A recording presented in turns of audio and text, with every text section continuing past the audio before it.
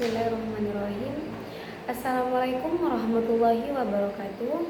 Perkenalkan, nama saya Fitri Humaira dari kelas C dengan NIM 240107110006. Baik, di sini saya akan membacakan kitab Umum Borohin dari halaman 28 sampai halaman 33.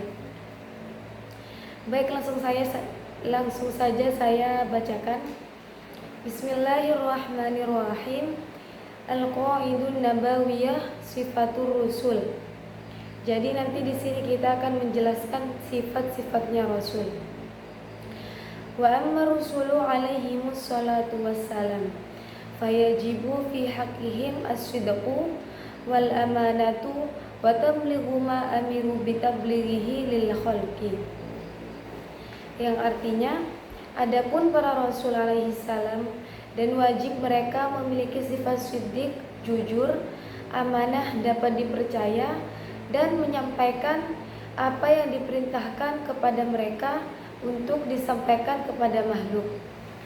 Nah, jadi di sini itu menjelaskan tentang sifat-sifat yang wajib dimiliki oleh para rasul. Nah, dalam ilmu tauhid, para nabi dan rasul itu memiliki sifat yang harus ada pada diri mereka, yaitu yang pertama ada sifat siddiq, yaitu jujur. Nah, para rasul ini tidak mungkin berdusta. Segala yang diucapkan, terutama tentang wahyu dan ajaran agama, adalah kebenaran yang berasal dari Allah. Jadi semua yang disampaikan oleh Nabi dan Rasul itu sudah terbukti kebenarannya berasal dari Allah. Terus yang kedua itu ada sifat amanah, yaitu dapat dipercaya. Jadi para Rasul itu selalu dapat dipercaya dalam menyampaikan amanahnya yang diberikan oleh Allah. Mereka tidak menyembunyikan atau mengubah sedikit pun dari wahyu yang disampaikan kepada mereka. Terus yang ketiga itu ada sifat tabligh, yaitu menyampaikan. Jadi Nabi dan Rasul itu pasti menyampaikan seluruh wahyu dan perintah Allah kepada umatnya, tidak mengurangi dan tidak juga menutup-nutupi bagian dari tanggung jawab mereka. Selanjutnya, wa yastahilu fi haqqihim alaihimus salatu wassalam addadu hadhihi sifat fahiya al-kadibu wal khiyanah bi fi'li syai'in mimma nuhu anhu nahya tahrimin aw karahatin wa kitmanu syai'in mimma amiru bi tablighihi lil khalqi. Yang artinya, dan mustahil bagi mereka Rasulullah alaihi salam memiliki lawan dari sifat tersebut, yaitu dusta, khianat, dan melakukan sesuatu yang telah dilarang melakukannya, baik haram atau makruh, atau menyembunyikan sesuatu dari apa yang diperintahkan kepada mereka untuk disampaikan kepada makhluk. Jadi di sini itu dijelaskan sifat-sifat yang mustahil dimiliki oleh para rasul, yaitu kebalikan dari sifat wajib yang tadi, ya, sifat wajib yang siddiq, amanah, dan tabligh. Nah, apa saja sifat dari perlawanan dari sifat wajib yang tadi? Nah, yang pertama itu ada sifat kadzib, yaitu dusta. Jadi para rasul itu mustahil berdusta, baik dalam menyampaikan wahyu maupun dalam hal lainnya. Jadi sangat tidak mungkin kalau Rasulullah itu berdusta dalam menyampaikan wahyu, baik kata ataupun dalam perbuatannya. Terus yang kedua itu ada sifat khianat, yaitu tidak dapat dipercaya. Kalau sifat wajibnya tadi itu dapat dipercaya, sekarang lawannya adalah khianat, yang artinya tidak dapat dipercaya. Jadi para rasul itu tidak mungkin mengkhianati amanah Allah, termasuk dengan melakukan sesuatu yang telah dilarang oleh syariat Islam, baik itu larangan haram, makruh, ataupun karena mereka dijaga dari perbuatan maksiat karena untuk panutan umat. Jadi mereka itu sudah dijaga oleh Allah untuk amanah. Karena mereka akan menjadi contoh, karena mereka itu akan menjadi contoh umatnya ya, dan dilindungi dari sifat-sifat yang tidak bagus. Terus yang ketiga itu ada kitman, yang artinya menyembunyikan. Nah, kitman ini sangat tidak mungkin dimiliki oleh para nabi ya, karena nabi dan rasul itu tidak mungkin menyembunyikan wahyu, juga mustahil bagi mereka untuk menyembunyikan sebagian ajaran yang Allah perintahkan untuk disampaikan. Jadi mereka itu tidak mungkin menyembunyikan sebagian atau sedikit pun dari wahyu yang sudah mereka terima dan diperintahkan untuk disampaikan. Jadi mereka itu semuanya menyampaikan dengan jujur dan terbuka tanpa ada disembunyi-sembunyikan. Wa yajuzu fi haqqihim alaihim salatu wassalamu ma huwa minal a'radi al-basyariyati allati la tuaddi ila naqsin fi maratibihim al-aliyah al-marad wa nahwihi. Dan artinya, dan boleh atau mungkin terjadi pada diri Rasul hal-hal yang merupakan sifat-sifat kemanusiaan yang tidak mengurangi derajat mereka yang tinggi. Nah, jadi dalil di sini itu menjelaskan tentang sifat jaiz atau boleh terjadi pada diri Rasul. Nah, dalam ilmu akidah selain sifat wajib dan sifat mustahil para Rasul juga memiliki satu sifat jaiz, yaitu mengalami hal-hal yang bersifat manusia. Jadi selama itu tidak merendahkan kedudukan dan kemuliaan mereka, Rasulullah SAW dan para nabi sebagai utusan, jadi tidak apa-apa. Contohnya dari sifat jaiz ini adalah mengalami sakit, mengalami lapar, sedih, dan juga tidur. Jadi semua ini adalah hal-hal umum yang terjadi pada manusia biasa dan tidak bertentangan dengan tugas kerasulan. Jadi mereka itu justru bisa lebih mudah memahami umat, jadi bisa menjadikan contoh bagi umatnya dan lebih mudah dipahami dan mengikuti para rasul karena para rasul juga adalah manusia yang diuji. Al-burhanu ala wujubi sidqi, amma burhanu wujubi sidqihim alaihimus salatu wassalam.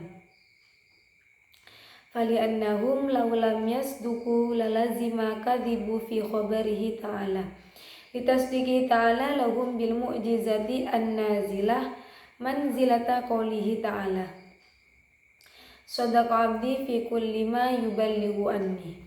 Artinya,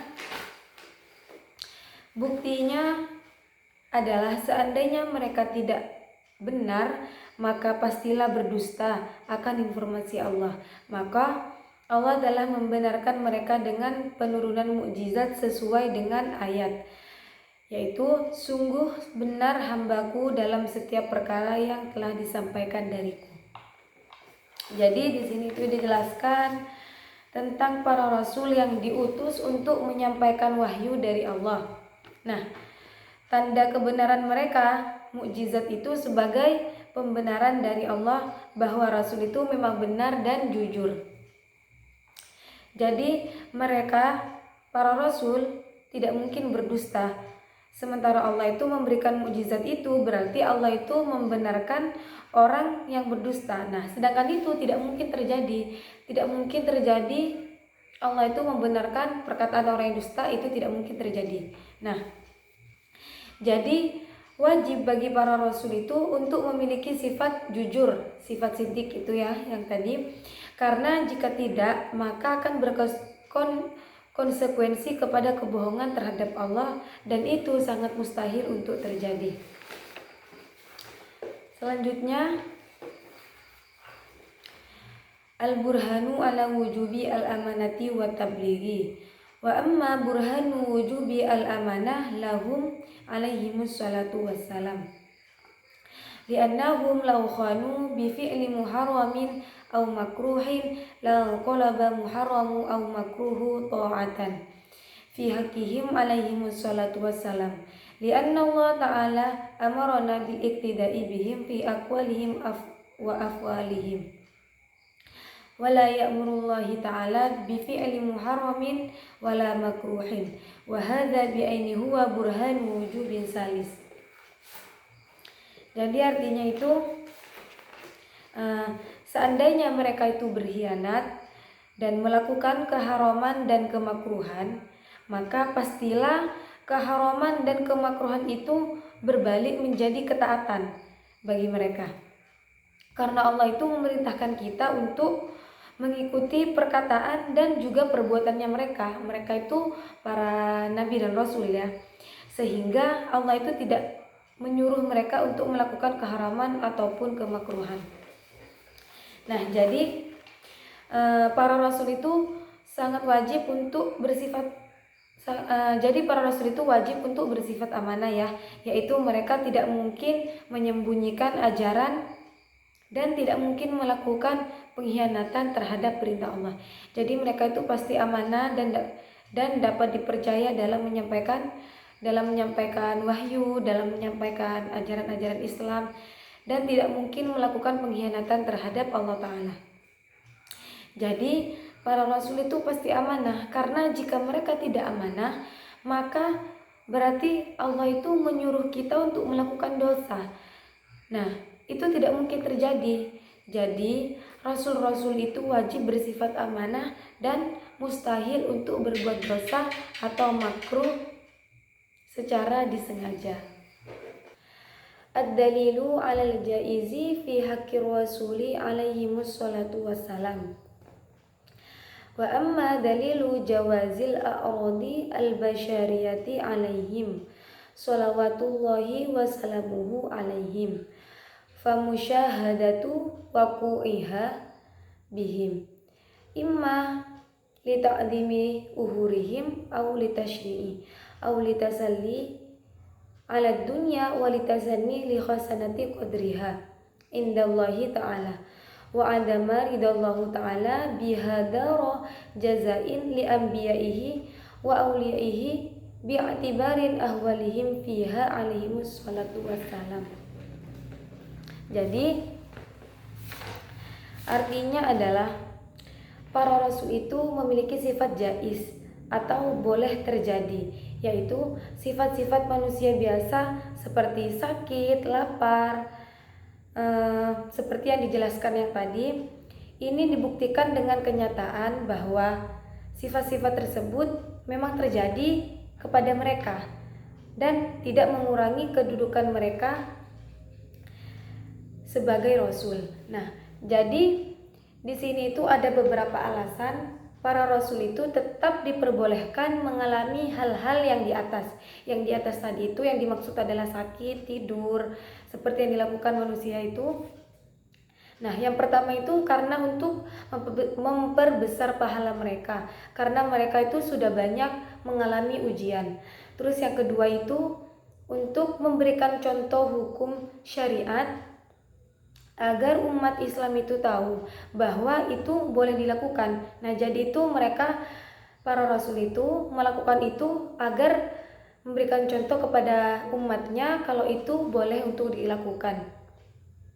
Terus yang ketiga itu sebagai peringatan bahwa dunia itu hina dan tidak layak menjadi tempat balasan bagi para nabi dan wali Allah.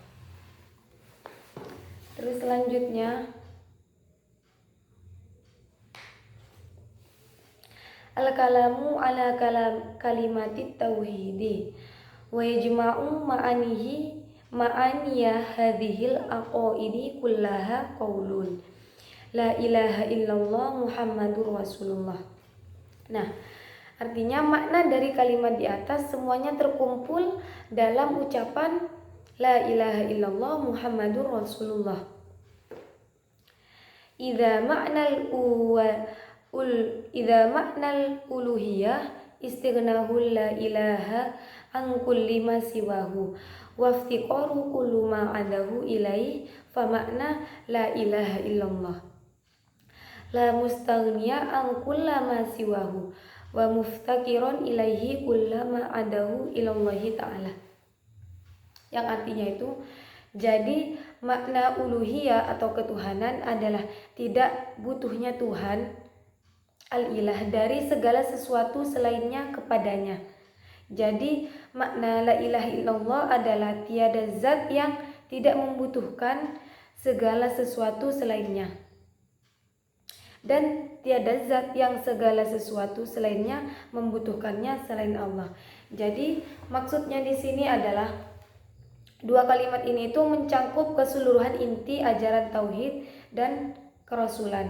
Karena untuk menegaskan keesaan Allah dalam sifat dan perbuatannya, serta kewajiban mengikuti Nabi Muhammad sebagai pembawa risalah.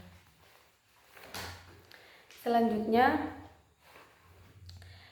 ma yalzamu an istighnaihi ta'ala an kulli ma siwahu amma istighna'uhu jalla wa azza an kulli ma siwah fahuwa yujibu lahu ta'ala al-wujuda wal qidama wal buqa'a wal mukhalafatu lil hawadisi wal qiyama bin nafsi wa tanazzuha 'anin naqais.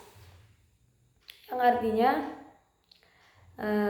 adapun ketidakbutuhan istighna Allah Subhanahu wa taala dari segala sesuatu selainnya itu mewajibkan atau memastikan Allah itu wujud, yang artinya itu ada, qidam dahulu, baqa kekal, mukhalafatu lil hawadisi berbeda dengan makhluknya, qiyamuhu binafsihi itu artinya berdiri sendiri dan dibersihkan dari segala kekurangan-kekurangannya. Nah, maksudnya itu sifat istighna sendiri itu yang berarti tidak tergantung pada siapapun. Jadi menjadi dalil logis burhan nakli atas kesempurnaan Allah. Jadi Allah itu sempurna karena tidak bergantung, dan tidak ketergantungannya adalah bukti akan semua sifat wajibnya. Jadi sifat-sifat wajib yang tadi itu sifat wajib yang wujud, qidam, dan baqa, muhalafatul lil hawadisi binafsihi, itu semua menjadi sifat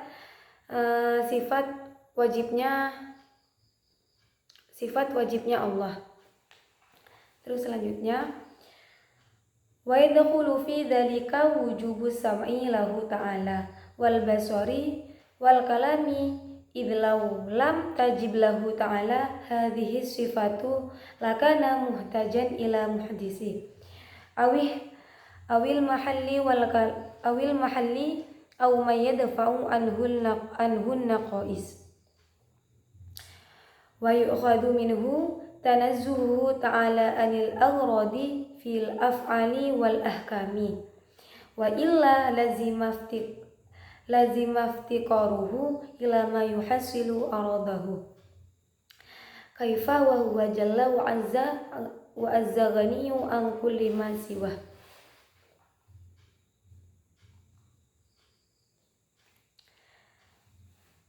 Nah, jadi maksudnya itu, artinya itu, dan masuk juga ke dalam sifat wajib sama, yaitu yang artinya mendengar, basor yang artinya melihat, dan kalam itu berfirman. Karena seandainya sifat-sifat ini itu tidak wajib bagi Allah, maka pastilah dia membutuhkan pembuat atau muhdis, tempat atau sesuatu yang menghilangkan kekurangan itu darinya.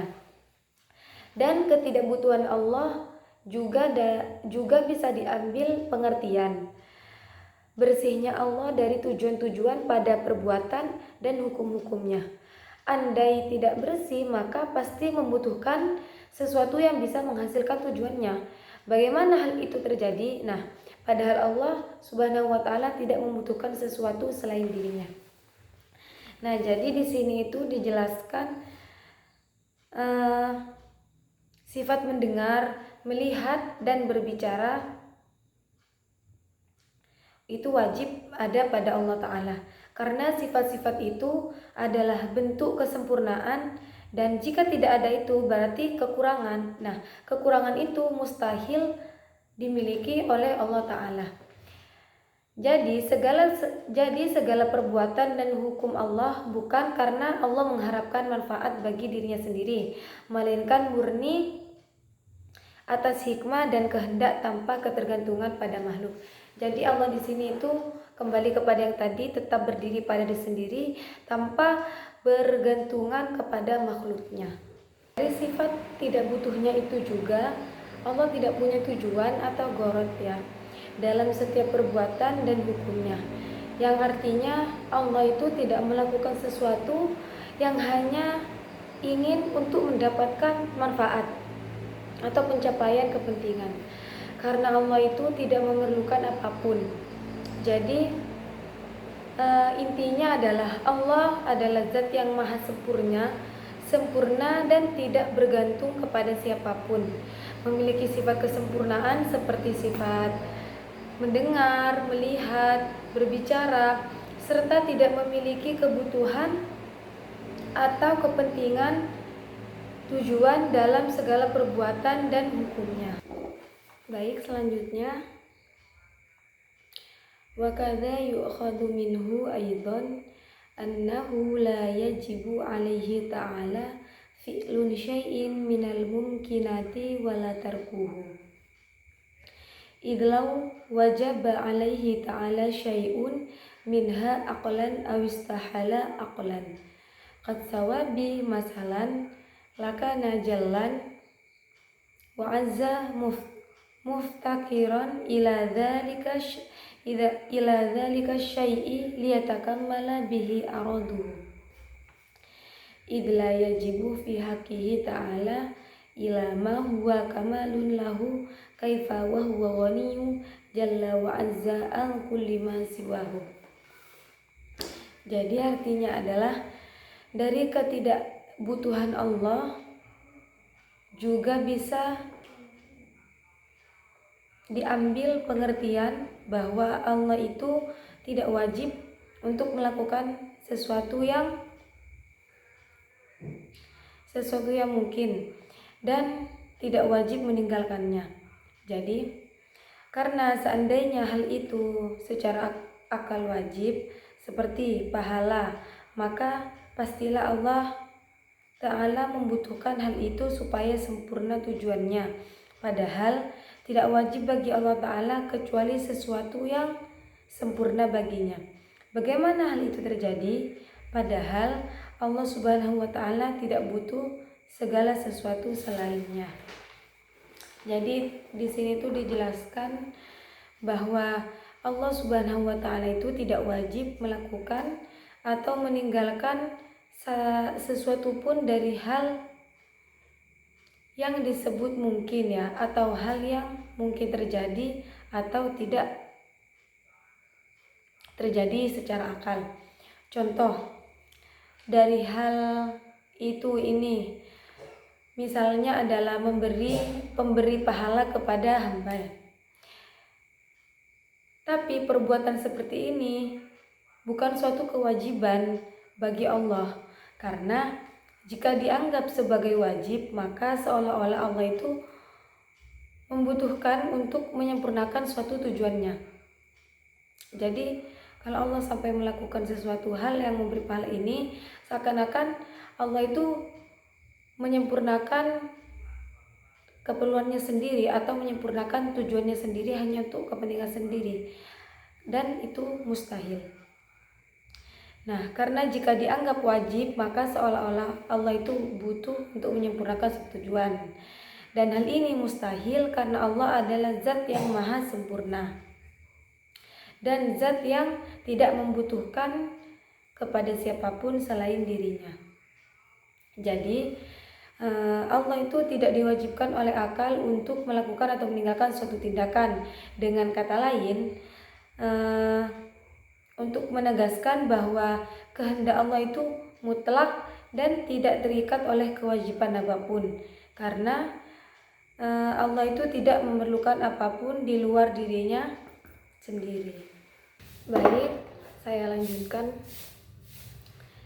Ma yalzamu an iftiqari kulli ma siwahu ilaihi wa amma iftiqaru kulli ma adahu ilaihi jalla wa azza fa huwa yujibu lahu ta'ala al-hayah wa umumal qudrati wal iradati wal ilmi idlawil tafa syai'un minha lama amkana ayyujada syai'un minal hawadis fala yaftakiru ilaihi jalla wa azza syai'un kaifa wa huwa alladhi yaftakiru ilaihi kullu ma siwa. Nah, artinya itu adapun butuhnya segala sesuatu selainnya kepada Allah Subhanahu wa taala, maka itu mewajibkan memastikan Allah bersifat hayat, hidup, kudrat kuasa, iradat berkehendak, dan ilmu mengetahui. Karena seandainya Allah itu bersifat seperti itu, maka tidaklah mungkin untuk bisa mewujudkan makhluk sedikit pun, sehingga tidak ada sesuatu pun yang membutuhkannya. Nah, bagaimana itu terjadi? Padahal Allah zat yang segala sesuatu selainnya sangat membutuhkannya. Nah, jadi dalil ini itu membahas tentang konsep ketergantungan segala sesuatu kepada selain Allah, dan bagaimana hal itu membuktikan sifat kesempurnaannya. Jadi yang pertama itu ketergantungan makhluk kepada Allah. Nah, jadi segala sesuatu selain Allah itu membutuhkan dan menunjukkan bahwa Allah itu punya sifat yang sempurna, yaitu hidup, hayat, kuasa, kehendak, dan ilmu. Jadi makhluk itu bergantung ya kepada Allah Subhanahu wa taala, dan hanya Allah yang punya sifat yang sempurna yang bisa menciptakan sesuatu. Terus yang kedua, dan jika salah satu sifat ini tidak ada, sifat yang tadi itu tidak ada, maka mustahil ada sesuatu yang baru. Jadi mustahil untuk terjadi sesuatu hal yang baru. Misal ada makhluk atau peristiwa-peristiwa lain yang akan terjadi yang bisa terwujud. Sedangkan jika Allah tidak punya ilmu, kehendaknya, kuasa, maka tidak mungkin ada penciptaan. Nah, jadi kalau Allah itu tidak punya sifat ilmu, kehendak, kuasa, maka tidak mungkin ada penciptaan baru, hal baru atau peristiwa-peristiwa yang akan terjadi di bumi ini. Dan Allah tidak bergantung kepada siapapun. Jadi Allah itu tidak butuh kepada siapapun dan tidak bergantung kepada siapapun, karena Allah lah yang menciptakan dan mengatur segala sesuatu. Jadi Allah itu tidak butuh kepada siapapun, karena Allah sendiri yang menciptakan dan mengatur segala sesuatu yang ada di alam semesta ini. Wa yujibu lahu ta'ala aidan al-wahdaniyah idlau kana ma'ahu ta'ala sanin fil uluhiyah lamaftaqara ilaihi syai'un liluzumi ajzihima hina idin kaifa wa huwa alladhi yaftakiru ilaihi kullu ma siwahu ta'ala. Jadi artinya itu, dan dari butuhnya segala sesuatu selain kepadanya juga mewajibkan Allah bersifat wahdaniyah, esa, karena seandainya zat keduanya selain Allah yang punya sifat ketuhanan, maka pastilah tidak ada sesuatu pun yang membutuhkannya, karena lemahnya kedua zat itu ketika hal itu terjadi. Jadi di sini tuh menjelaskan bahwa Allah itu adalah satu-satunya Tuhan, tidak pernah ada duanya dan tidak akan pernah ada duanya.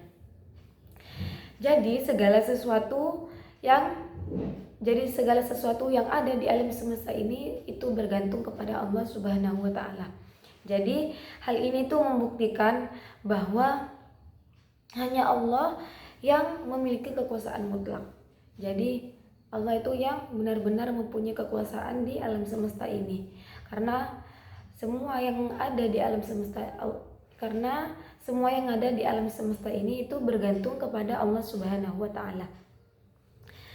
Dan Allah satu-satunya yang maha kuasa, karena semua bergantung kepada Allah, maka hanya Allah lah yang layak menjadi Tuhan. Karena semua butuh kepada satu Tuhan, maka jelas bahwa Allah itu esa, satu, dan tidak ada Tuhan selainnya. Jadi Allah itu esa, satu, tidak ada yang lainnya dan tidak akan pernah ada.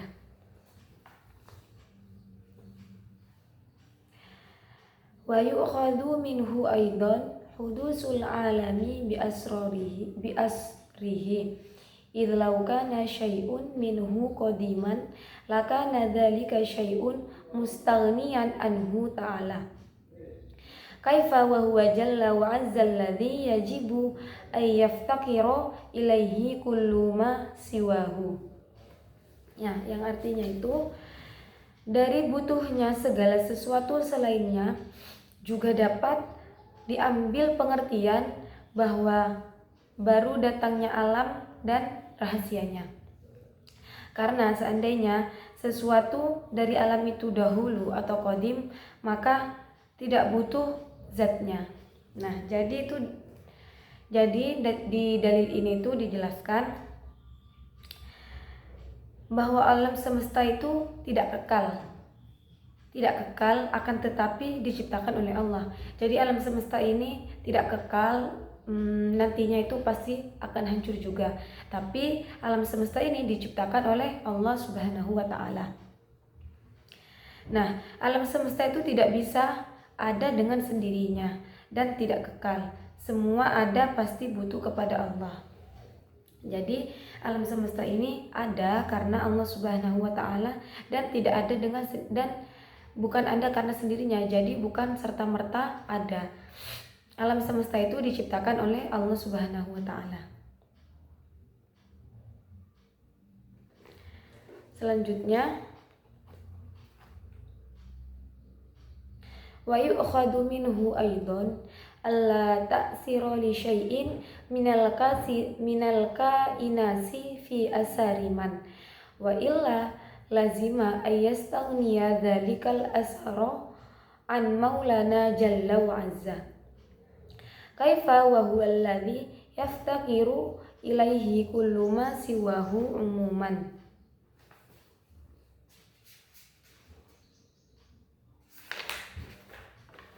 Jadi artinya dari butuhnya makhluk akan Allah juga bisa diambil pengertian bahwa tidak ada sesuatu pun yang bisa memberi dampak pada sesuatu yang mungkin sedikit pun.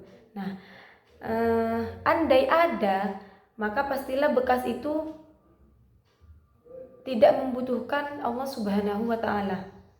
Padahal Allah adalah zat yang segala sesuatu selainnya itu membutuhkannya. Jadi Allah itu zat yang tidak membutuhkan kepada selain dirinya. Jadi selain dan segala sesuatu yang ada di alam semesta ini, makhluk atau semuanya itu membutuhkan kepada Allah Subhanahu wa taala. Jadi maksudnya adalah tidak ada satupun makhluk itu bisa manusia, hewan, benda dan lain-lainnya yang ada di alam semesta ini yang bisa memberikan pengaruh atau bisa menyebabkan sesuatu terjadi dengan sendirinya. Jadi segala makhluk yang ada di alam semesta ini itu tidak bisa memberikan pengaruh apapun yang bisa menyebabkan sesuatu yang baru terjadi dengan sendirinya. Jadi kalau seandainya ada makhluk yang bisa membuat sesuatu terjadi tanpa bantuan dari Allah, berarti hal itu tidak butuh kepada Allah. Nah, hal yang tidak butuh kepada Allah ini tidak mungkin terjadi Karena semua yang ada di alam ini butuh kepada Allah Subhanahu wa Ta'ala. Jadi tidak mungkin makhluk itu bisa menciptakan sesuatu dengan sendirinya, karena semua yang ada di alam semesta ini bergantung kepada Allah dan butuh kepada Allah Ta'ala. Contohnya, kalau kita minum obat lalu sembuh, sebenarnya bukan obat itu yang menyembuhkan kita, tapi Allah lah yang menyembuhkan kita lewat perantara obat itu. Jadi bukan serta-merta obat itu yang bisa menyembuhkan kita, tapi obat itu cuma perantara yang benar-benar menyembuhkan kita, dan itu yang bisa dilakukan hanya Allah Ta'ala.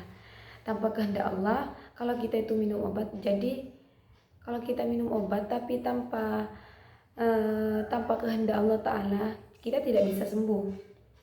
Nah, tapi kalau kita itu berpikir obatlah yang menyembuhkan kita secara mutlak tanpa bantuan dari Allah, nah hal itu dianggap tidak benar dalam ajaran di sini.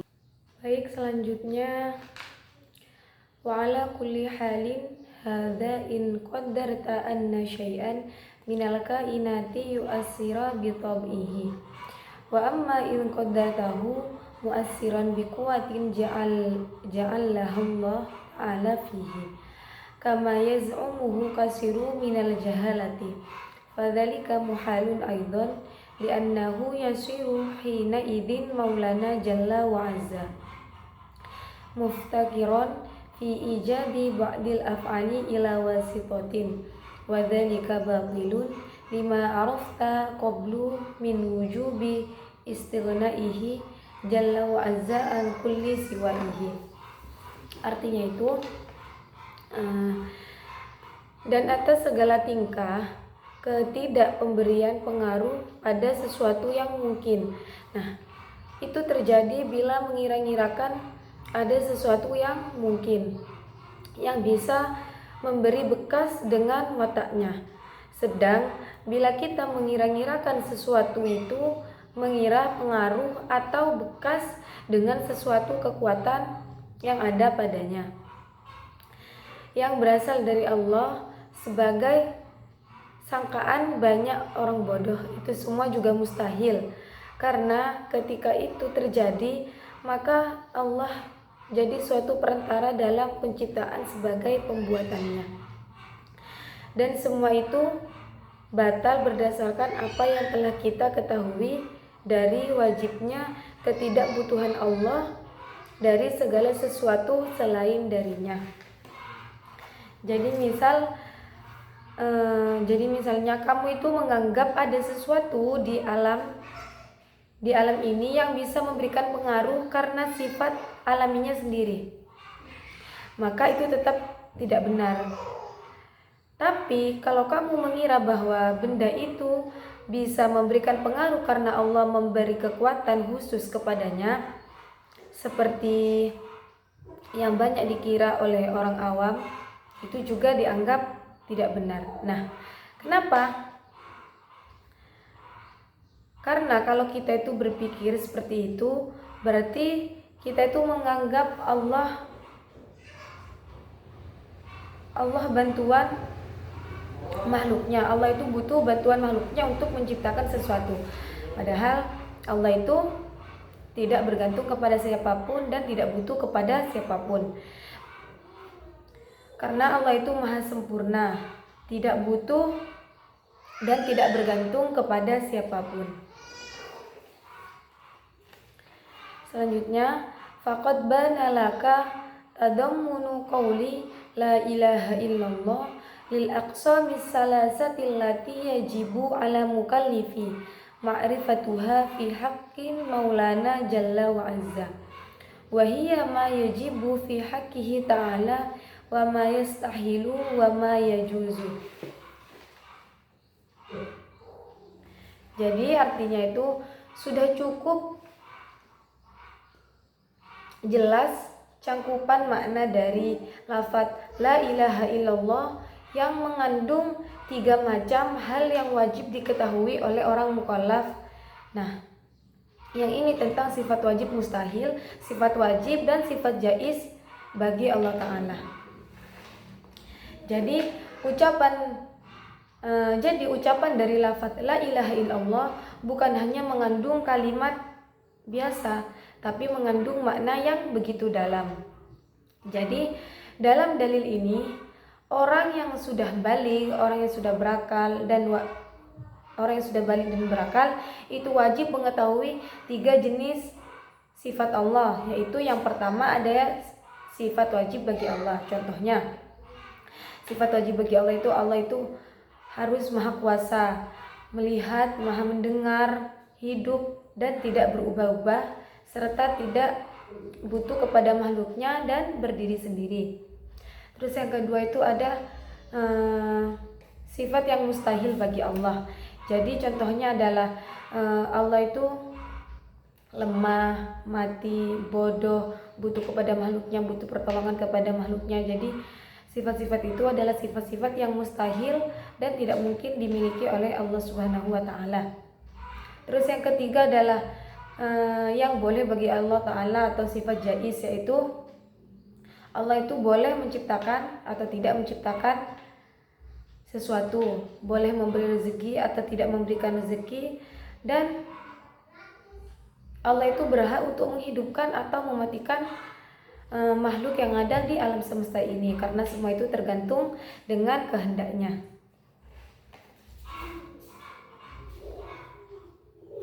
Selanjutnya, wa amma yalzamu min qaulina Muhammadur Rasulullah wa amma qauluna Muhammadun Rasulullah fa yadkhulu fihi al-imanu bi sairil anbiya wal malaikati alaihim as-salatu wassalam wal kutubi as-samawiyah wal yaumil akhir li'annahu alaihi salatu wassalam jaa bitasdiqihi jami'i dzalika. Jadi artinya itu makna syahadat Rasul, adapun makna Muhammadur Rasulullah, maka di situ sudah mencangkup iman kepada nabi-nabi yang lain, kepada malaikat, kepada kitab-kitab samawiyah, kepada hari akhir, serta kepada qada dan qadar. Jadi Nabi Muhammad itu datang untuk membenarkan kesemua itu. Jadi Nabi itu hadir untuk membenarkan semua yang sudah dijelaskan tadi itu. Jadi di sini juga bisa dipahami bahwa Rasul itu harus bersifat jujur, benar dalam ucapan dan perbuatan, dan tidak mungkin berdusta. Jadi para Rasul itu harus jujur, serta tidak mungkin ada Nabi atau Rasul yang bohong, karena mereka itu diutus oleh Allah untuk menyampaikan wahyunya dan disampaikan kepada umatnya. Dan sangat tidak mungkin Rasul itu berbohong. Karena apa? Karena Allah Maha tahu segalanya. Jadi kejujuran adalah sifat wajib bagi para Rasul, dan mustahil mereka berdusta, baik dalam hal duniawi maupun dalam hal agama, karena mereka adalah utusan Allah yang sangat terpercaya. Jadi Rasulullah itu sangat tidak mungkin untuk berdusta, karena mereka adalah orang-orang yang sudah dipilih Allah untuk menyampaikan wahyunya kepada makhluknya, dan utusan-utusan Allah yang sangat terpercaya. Selanjutnya,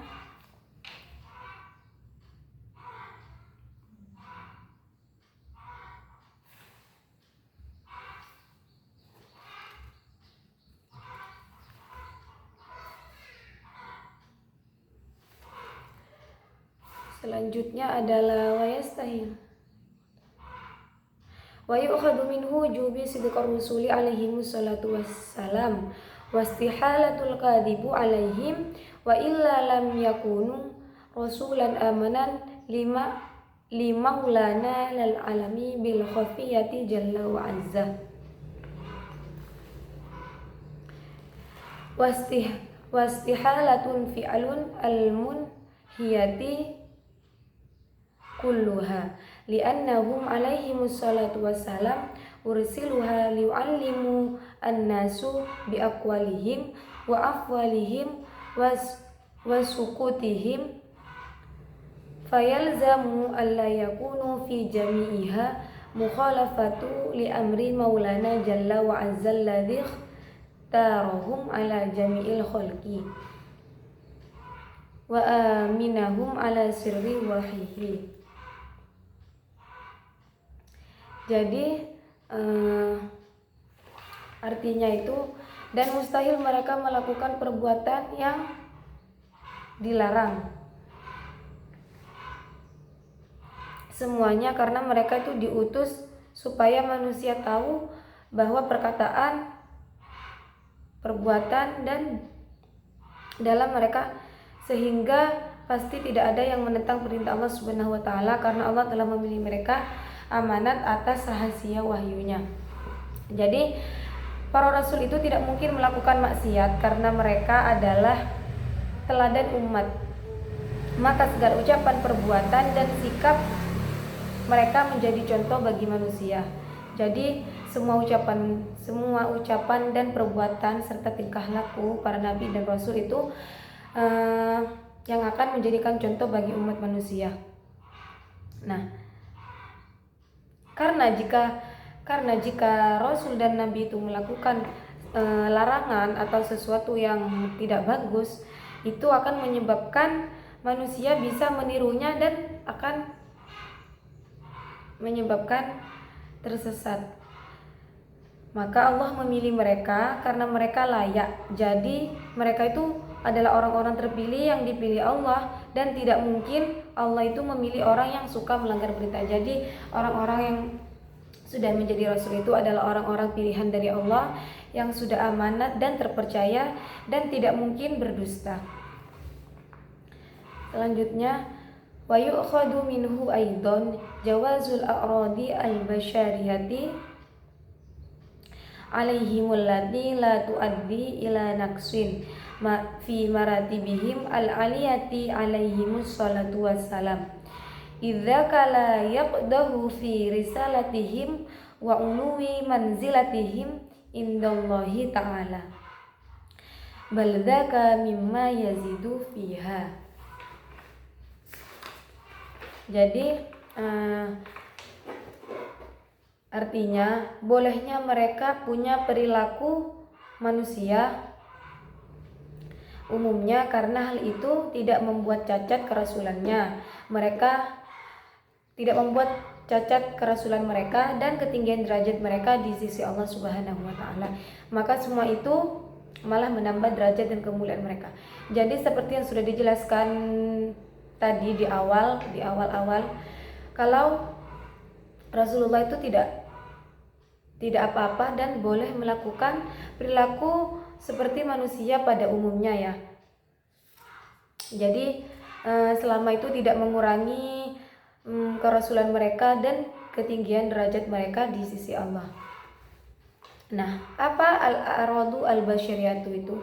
Jadi sifat-sifat al-a'radu al-basyariyah itu seperti merasa lapar, haus, sakit, lelah, dan juga bisa merasa sedih.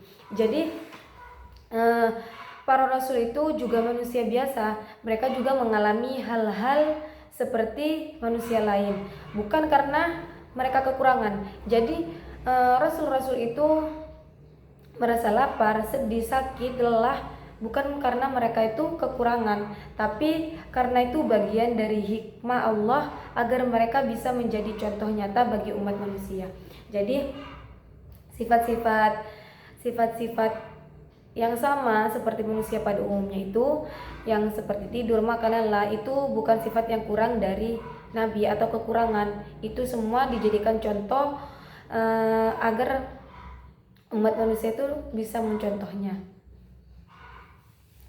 Selanjutnya, faqad bana laka tadammunu kalimatin asyhadati ma'akillati hurufiha li jami'i ma yajibu 'alal mukallifi ma'rifatuhu min aqaidil imani fi haqqihi ta'ala wa fi haqqi rusulihi alaihimus salatu wassalam.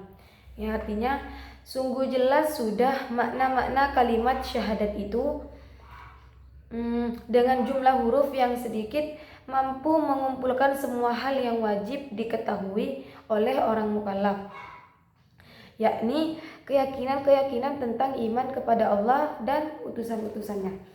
Jadi penjelasannya di sini adalah 2 kalimat syahadat, yaitu inti dari akidah Islam yang asyhadu alla ilaha illallah itu berisi pokok-pokok iman tentang Allah.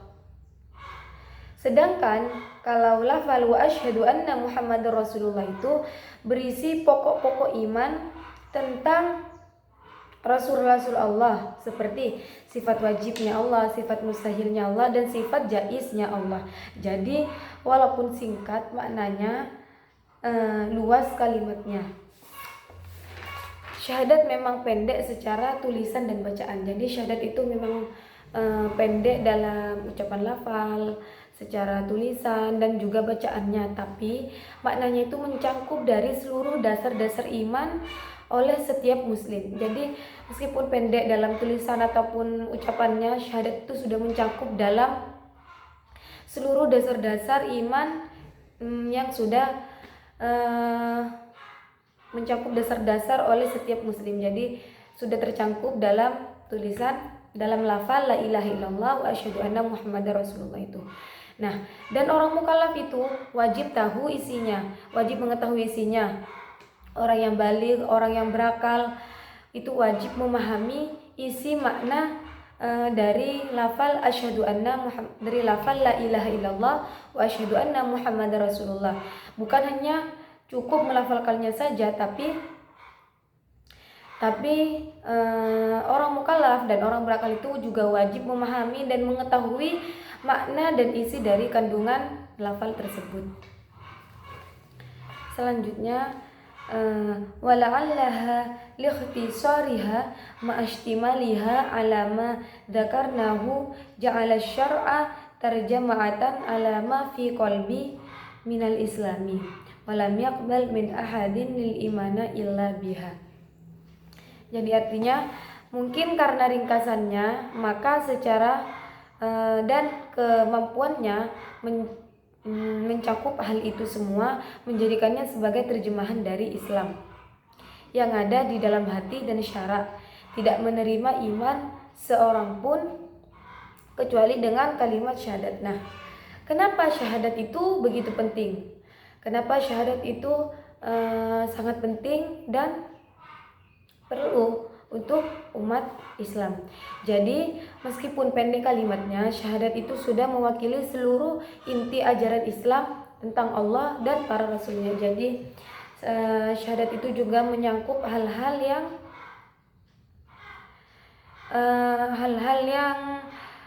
mewakili dari seluruh inti ajaran Islam tentang Allah, tentang para rasulnya, tentang para nabinya.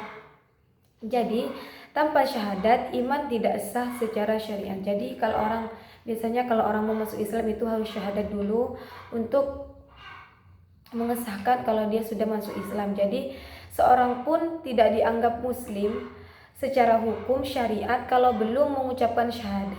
Jadi seorang muslim belum dianggap muslim sebelum melafalkan kalimat syahadat, meskipun di dalam hatinya mereka itu sudah yakin kalau ucapan itu adalah bentuk resmi masuk Islam. Jadi kebanyakan kan orang mukallaf itu sebelum masuk Islam itu harus mengucapkan kalimat syahadat terlebih dahulu. Kalau mereka tidak mengucapkan syahadat, tapi cukup dengan mereka yakin saya masuk Islam, meskipun mereka seyakin apapun itu tanpa mengucapkan syahadat, tanpa mengucapkan 2 kalimat syahadat yang tadi itu, mereka itu masih dianggap belum resmi atau belum sah untuk masuk ke dalam agama Islam. Jadi sekarang kita sudah sampai kepada bab yang terakhir ya, al-khotimatu.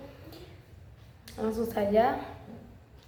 Fa'alal akili ay yukshira min dzikriha mustahdiron limahtawat alaihi min aqaidil imani hatta tamtazi ma'a ma'naha bilahmihi wa damihi fa innahu yara laha minal asrari wal ajaibi insyaallah ta'ala ma la yadkhulu tahtal hasrin Wabillahi ta'ala taufiqi la rabba wairuhu wala ma'buda siwahu.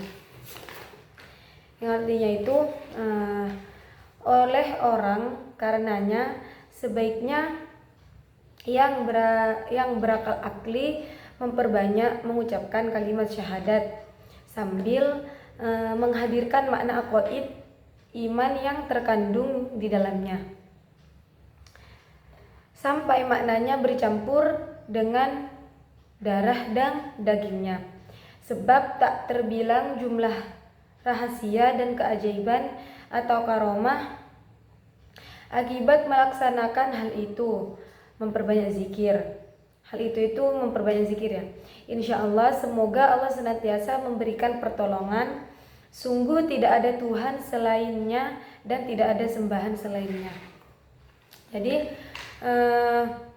orang yang berakal itu sebaiknya lebih sering untuk mengingat sesuatu yang penting seperti doa atau ajaran iman, hingga maknanya itu menyatu dengan diri kita dan seakan-akan menjadi dari bagian dari daging dan darahnya kita. Jadi kita sebagai umat Islam untuk sering-sering mengingat tentang sesuatu yang penting, yaitu minta banyak pertolongan kepada Allah, minta banyak doa, atau mengingat ajaran-ajaran iman yang penting. Karena jika dilakukan dengan sungguh-sungguh, insya Allah akan menemukan banyak rahasia dan keajaiban yang luar biasa dihitung jumlahnya, karena semua keberhasilan hanya datang dari Allah. Tidak ada Tuhan yang berhak disembah kecuali Allah. Jadi kita sebagai makhluknya Allah untuk banyak-banyak berdoa dan meminta pertolongan, meminta keberhasilan, meminta kemudahan, dan meminta kemurahan, semuanya hanya kepada Allah Ta'ala, karena hanya Allah Ta'ala yang punya hak untuk itu, dan tidak ada Tuhan yang berhak disembah kecuali Allah sampai kapanpun itu. Selanjutnya, nas'aluhu subhanahu an yaj'ala wa ahiyatana indal mauti natiqina bi kalimihi syahadati alimina biha. Jadi artinya itu, kami memohon kepada Allah Ta'ala semoga senantiasa menjadikan kita sebagai orang yang mencintai dan mengerti kalimat syahadat dan meninggal dalam keadaan mengucapkannya. Jadi kita itu harus banyak-banyak berdoa kepada Allah agar kita termasuk orang-orang yang meninggal dalam mengucapkan kalimat syahadat dan bisa meninggal dalam keadaan sebaik-baiknya ataupun dalam keadaan mati syahid. Wa sallallahu ala sayyidina wa maulana Muhammadin adada ma dzakara dzakirun wa ghafala an dzikrikal ghafilun wa radhiyallahu anhu wa radhiyallahu ta'ala an ashabi rasulillahi ajmain wa anittabi'ina lahum bi ihsani ila yaumiddin wa salamu ala jami'il mursalin walhamdulillahi rabbil alamin. Ya, jadi artinya itu semoga Allah limpahkan sholawat atas Nabi Muhammad kepada kita selama orang-orang ingat menyebutmu dan orang yang lalai lupa menyebutnya, dan semoga Allah tetap meridhoi semua sahabat-sahabat Nabi dan para tabi'in hingga hari akhir. Dan salam Allah semoga tetap atas para utusan dan segala bagi Allah adalah Tuhan alam semesta.